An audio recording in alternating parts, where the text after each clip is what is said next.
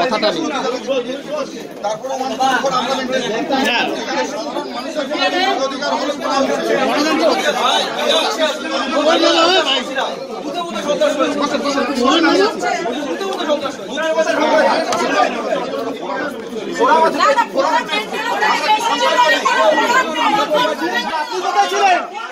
আপনি কোথায় ছিলেন? আমাদের কর্মীরা মার গেল, আপনি কোথায় ছিলেন?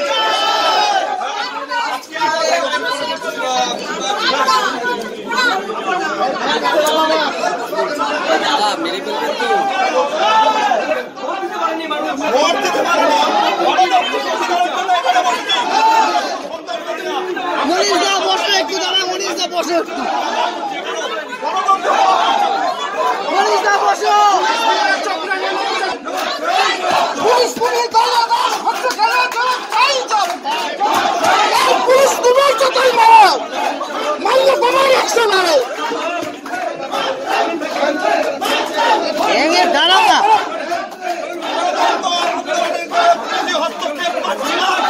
মানছি না, মানছি না, মানবো না, বাইরে যাও, বাইরে চলে যাও, বাইরে চলে যাও।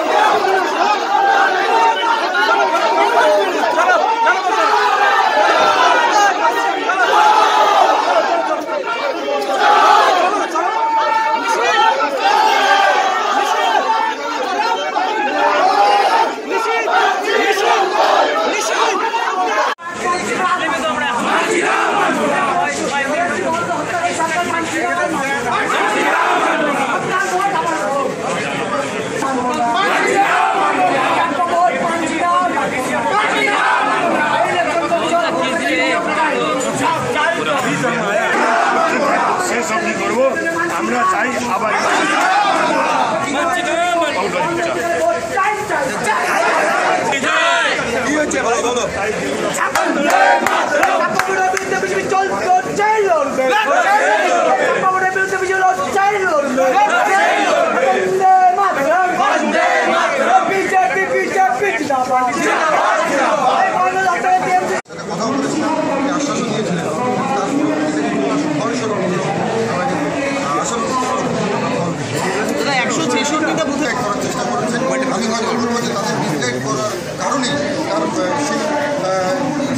এই যে মিসগাইড করেছিলেন সেই কারণেই হয়তো তারা সঠিক সিদ্ধান্ত নিতে পারে।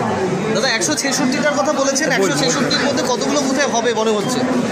দেখুন এখন কিছু বলতে পারবো না, ওরা কথা দিয়েছেন যে এটা একটা ওনারা দেখবেন, অবজারভেশনে রাখবেন এবং সেটা একটা আগামীকালকে স্কুটিনি হবে। আমরা সেখানে উপস্থিত থাকবো, নির্বাচন কমিশনের অন্যান্য যারা উচ্চপদস্থ আধিকারিক আছে তারাও থাকবে, রিটার্নিং অফিসারও থাকবেন, অবজারভার জেনারেল অবজারভার পুলিশ থেকে শুরু করে আর বাদ বাকি অন্যান্য যারা আধিকারিক আছে সকলে উপস্থিত থাকবেন। তাদের সেই সিদ্ধান্ত নেওয়া হবে।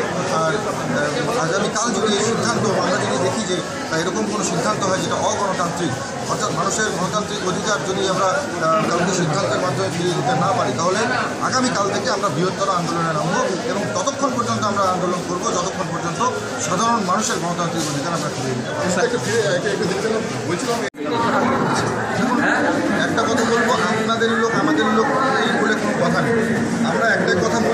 নির্বাচন কমিশন বা পুলিশ অফিসার বা যেই হোক না কেন, আমরা কারোর বিরুদ্ধেই কিন্তু সরাসরি আন্দোলন করিনি। আমরা একটা কথাই বলেছি, আজকে আমরা যেটা দেখেছি, প্রত্যক্ষ করেছি যে রাজ্য পুলিশ যেখানে ছিলেন সেই জায়গাগুলোতে কিন্তু রাজ্য পুলিশ এবং তৃণমূল কংগ্রেসের যে ধর্মত বাহিনী তারা কিন্তু যৌথভাবে মুহূর্তকে ক্যাপচার করেছিল এবং সেই মুহূর্ত জ্যাম করে সেখানে কিন্তু সাধারণ মানুষের ভূমিকা দেয়নি। স্বাভাবিকভাবেই আন্দোলন করছিলাম, আপনারাও ছিলেন সঙ্গে, আপনাদের সঙ্গে সুন্দর আলোচনা হচ্ছিল, আলোচনার মাধ্যমে আমাদের এই আন্দোলন ত্বরান্বিত হচ্ছিল। কিন্তু হঠাৎ করে কী হলো, কার নির্দেশে জানি না, কিছু আমরা জানি কিছু দলদাস যাদের এর থেকে আর ভালো কমপ্লিমেন্ট আমাদের করবো, কিছু দলদাস এসে বর্তিধারী দলদাস এসে কিন্তু এই আন্দোলনকে যাতে একটা বাজে পরিস্থিতি এখানে তৈরি করা যায় সেই চেষ্টা করেছেন। এবং প্রথমেই আমার খারাপ লেগেছে যখন এসে আপনাদের উপরে যখন আপনাদেরকে যখন ধাক্কা দেওয়া হয়েছে, আপনাদের উপরে যখন একটা চরম একটা আঘাত আনার চেষ্টা হয়েছে, সেই সময় কিন্তু আমি সবচাইতে মর্মাহত হয়েছি। এবং সত্যি এটা ভীষণ দুঃখজনক যে আজকে পশ্চিমবঙ্গে এরকম একটা পরিস্থিতি রয়েছে যেখানে গণতান্ত্রিক আন্দোলন করবার কোনো রকম অধিকার নেই। কেন্দ্রীয় বাহিনীর ভূমিকা নিয়ে কি বলবেন? তাদের মধ্যে তো তাদের সঙ্গে ধস্তা হচ্ছে, আমরা বুঝতেও পারছিলাম ঠিক তাদের কি ভূমিকা ছিল। দেখুন, একটা কথাই বলবো, আজকে যে সমস্ত বুথগুলোতে কেন্দ্রীয় বাহিনী ছিল সেখানে নিরপেক্ষভাবে মানুষের ভোটাধিকার প্রয়োগ করতে পেরেছে। আজকে যে বুথগুলোতে কেন্দ্রীয় বাহিনী উপস্থিত ছিল না সেই সমস্ত বুথগুলোতে কিন্তু আমরা দেখেছি যে মারাত্মকভাবে কিন্তু সেখানে রেডি। আর সন্ধ্যাবেলা কেন্দ্রীয় বাহিনীর এই ডিএম অফিসের ভেতরে ঢুকে কি বললেন আপনাকে? কি কারণে তারাও কি বের করে দিতে চাইছিলেন আপনাকে? না, সেটা আমাদের ওনার মতো বলেছেন যে এখানে পরিস্থিতি রয়েছে। ফলে আপনাদের সিদ্ধান্ত যতক্ষণ না পর্যন্ত যদি রিপোলিং না হয় সেক্ষেত্রে আপনারা বৃহত্তর আন্দোলনে যাবেন। নিশ্চয়ই আমরা, কারণ আমাদের আন্দোলনটা কিন্তু আমরা একটা কথাই বলতে চাইছি, আমাদের আন্দোলনটা কিন্তু কোনো একটা দলীয় আন্দোলন নয়। এই আন্দোলনটা কিন্তু মানুষের অধিকার পাইয়ে দেবার আন্দোলন। এই আন্দোলনটা কিন্তু মানুষের গণতান্ত্রিক অধিকার ফিরিয়ে দেবার আন্দোলন। এই আন্দোলনটা কিন্তু মানুষের যে ভারতবর্ষের মানুষের যে নিজের ভোট দেবার যে অধিকার, সেই অধিকারকে ফিরিয়ে দেবার আন্দোলন। দাবি নিয়ে আমরা এখানে এসেছিলাম। মানুষ প্রয়োগ করতে পারেন। আপনারা জানেন যে গত পঞ্চায়েত নির্বাচন থেকে শুরু করে বিধানসভা নির্বাচন থেকে শুরু করে লোকসভা নির্বাচন দীর্ঘদিন পর্যন্ত কোচবিহারের মানুষ, বিভিন্ন এলাকার মানুষ কিন্তু তারা নিজেদের গণতান্ত্রিক অধিকার প্রয়োগ করতে পারছে না। তাই আমরা কোচবিহারের এই বিভিন্ন এলাকার বিভিন্ন বুথের মানুষের জন্য, বিভিন্ন ভোটারদের জন্য এটা আমাদের দাবি ছিল যাতে তারা তাদের গণতান্ত্রিক অধিকার তারা প্রয়োগ করতে পারে। সেটা সে যে দলেই ভোট দিক না কেন, সে হতে পারে কংগ্রেসের কর্মী, সে হতে পারে তৃণমূলের সাপোর্টার, সে হতে পারে ভোট লোকের সাপোর্টার, সে হতে পারে সিপিআইএমের সাপোর্টার। আমাদের তাতে কোনো রকম সেখানে আমাদের কোনো রকম ইয়ে নেই। আমাদের একটাই দাবি যে যেখানেই ভোট দিক কিন্তু নিজের ভোটটা যেন ভোট কেন্দ্রে গিয়ে সে নিজে ভোটটা দিতে পারে, এটাই ছিল আমাদের মূলত দাবি। পুরো নির্বাচনের দাবি কি মেনে নিলেন ডিএম সাহেব? আমরা এই দাবিটা নিয়ে এসেছিলাম, আমাদের সাথে কথা হয়েছে ডিএম সাহেব বলেছেন যে সমস্ত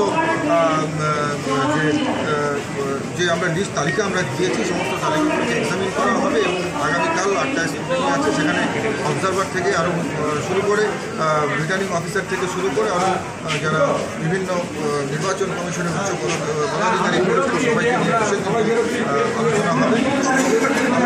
তাই আজকের জন্য আপাতত আমরা এই আন্দোলন উঠিয়ে নিচ্ছি, কিন্তু আগামীকাল যদি এই সাধারণ মানুষের গণতান্ত্রিক অধিকার ফিরিয়ে দেওয়া না হয় এবং সমগ্র যে সমস্ত বুথগুলোতে পশ্চিমবঙ্গ পুলিশ ছিল সেই সমস্ত বুথগুলোতে যদি পোলিং করানো না হয় তাহলে কিন্তু আমরা আগামীকাল থেকে বৃহত্তর আন্দোলন কিন্তু আমরা শুরু করব এবং আমরা যতক্ষণ পর্যন্ত এই সাধারণ মানুষের গণতান্ত্রিক অধিকার আমরা ফিরিয়ে দিতে সক্ষম হব না ততক্ষণ পর্যন্ত কিন্তু আমরা এই আন্দোলন শুরু। একটা জিনিস, গত 1 ঘন্টা যে বিশৃঙ্খল পরিস্থিতিটা দেখলাম, কেন্দ্রীয় বাহিনীর জওয়ান, পুলিশ, আপনার নিরাপত্তারক্ষী ধস্তাধস্তি, কি পরিস্থিতিটা হয়েছিল এই কেন্দ্রীয় বাহিনী? দেখুন, আমরা সুষ্ঠু স্বাভাবিকভাবেই আন্দোলন